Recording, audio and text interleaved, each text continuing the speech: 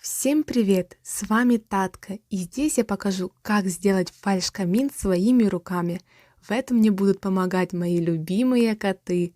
Ну что ж, так как у меня здесь стоит насос на отопление, я его хочу скрыть с глаз.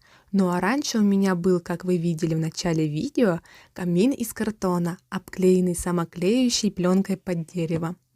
Он настолько был непрочен, что мои любимцы, которые любили полежать на нем, прогнули его совсем, и я решила сделать новый, только прочнее, уже из ОСБ плиты.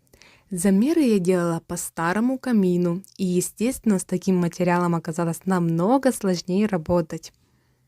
Потому что вырезать под проходящие трубы в закругленном виде оказалось не так уж и легко. Что-то я разболталась. Так что перейду ближе к делу. Смастерив камин, я покрасила его белой гуашью, которая предназначена и для дерева.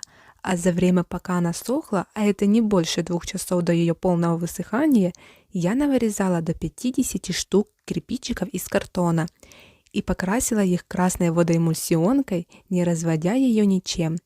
Время высыхания примерно 30-40 минут.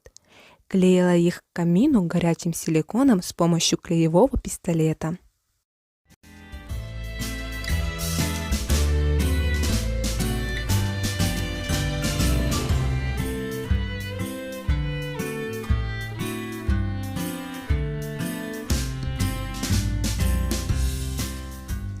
Верх камина я заклеила самоклеющей пленкой под дерево. Загну ее края я зафиксировала степлером. В конце работы я приклеила на горячий силикон белый пенопластовый плинтус, который намного улучшил вид камина, и, естественно, украсила его желтой гирляндой и романтической свечой с подсвечником, который тоже сделала сама. На этом все. Всем спасибо за просмотр, ставим лайк и подписываемся на мой канал, чтобы не потерять меня. Ссылочку на изготовление подсвечника своими руками я оставлю в описании. Всем пока!